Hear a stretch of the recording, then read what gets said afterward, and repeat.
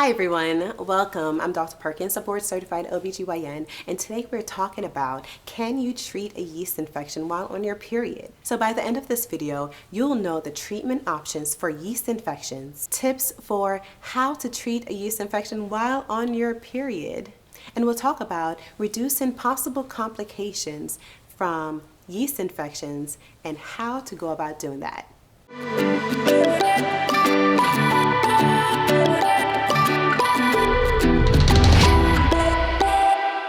So yeast infections are very common. Most females in their reproductive years will experience at least one yeast infection. That's how common it is. And so with that, oftentimes you may be in a place where you're like, what do I do now? Or am I really having a yeast infection or not? As a physician who deals with this on, I'm gonna say, a daily basis in my office practice, it's important for us to understand it. So let me briefly kind of talk about yeast infections. A yeast infection is an infection that is caused by a fungus. In females, we typically have this fungus living in the vaginal space on a regular basis, meaning that even if you do not have an active infection, yeast is present in your vagina and needs to be there. It's very important to help to protect the area. A yeast infection occurs when the yeast that is present in the vagina overgrows. If you should say have 100 of this yeast, you may have 500. At that point, you have a yeast infection. There's so many different options for treatment. Because it is a fungus, you will need an antifungal medication to treat a yeast infection. And so I say that because oftentimes we think we may need an antibiotic, but antibiotics are for bacteria and a fungal medication is for a fungus. You can have treatments that are either prescribed by a provider, or you may be able to get treatment at a pharmacy locally to you, or even a health department. And so let's talk about what those treatment options may look like. The first is that over the counter, you may be able to get an antifungal cream like miconazole. There's so many different types of them, but they'll be marketed in the pharmacy as a yeast infection treatment that comes in the form of a suppository. And what that means is that this medication will be placed in the vagina. So of note, if you get any of these medications over the counter, you're not taking them by mouth.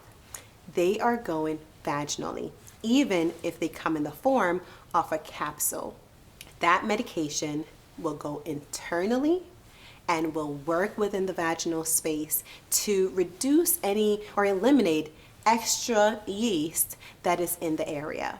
The second option is that you may have a cream or an ointment very similar to that you may find in the pharmacy, prescribed to you by your provider. They work just the same in that you insert them vaginally and they work in that space. Lastly, your provider may give you a pill that you may take by mouth. This is an actual pill that is supposed to be taken orally, and your provider may give this to you to treat as another option. In general, all the options work just as well.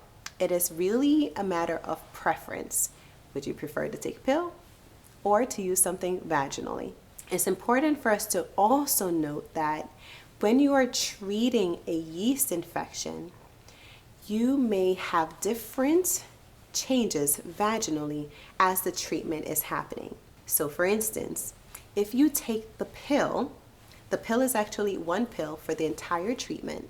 You take the pill works in your system for the next 7 days. With that, as yeast is dying, you may have a lot of discharge vaginally.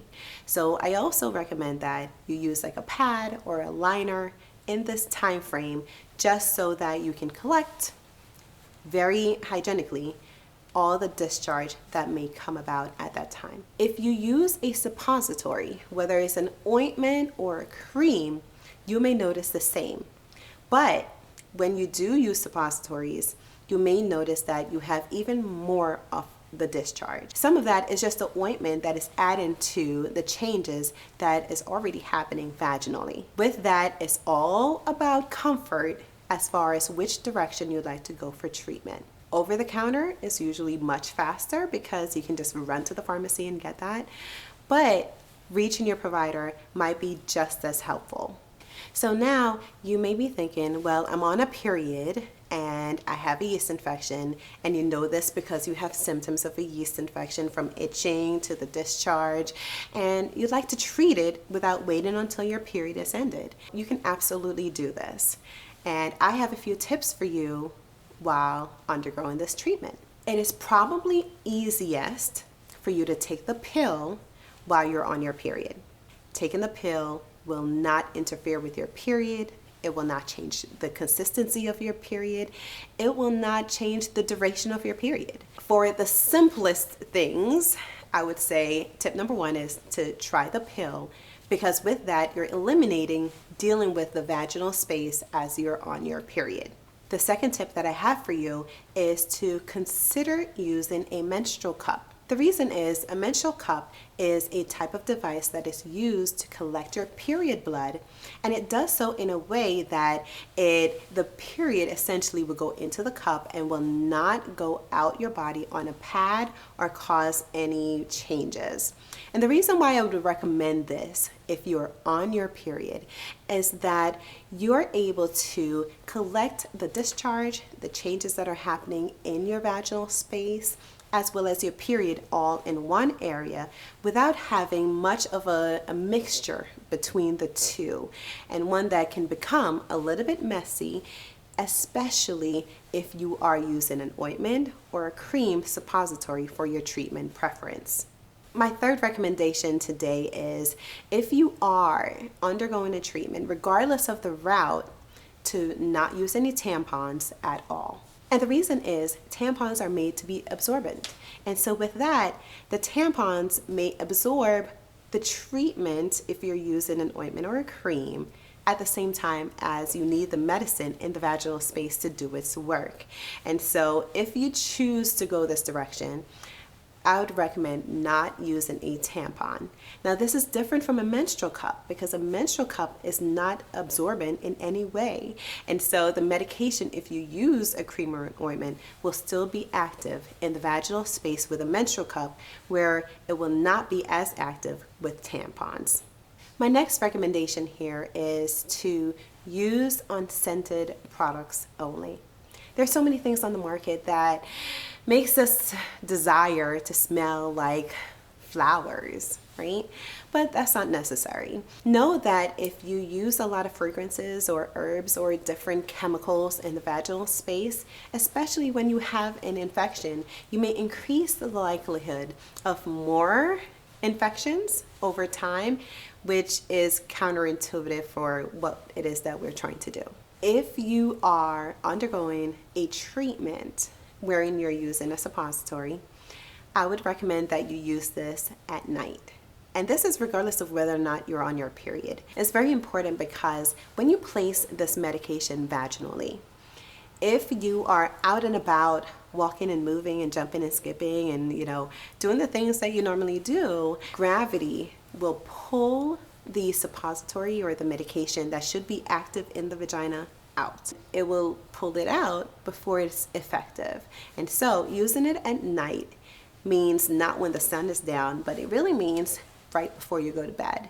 And the reason is, when you're laying in bed, you're able to leave the medication or allow the medication to stay inside and do its job to get rid of this yeast infection without exiting your body too prematurely. Those are my top tips for you for treating your yeast infection even when you are on a period.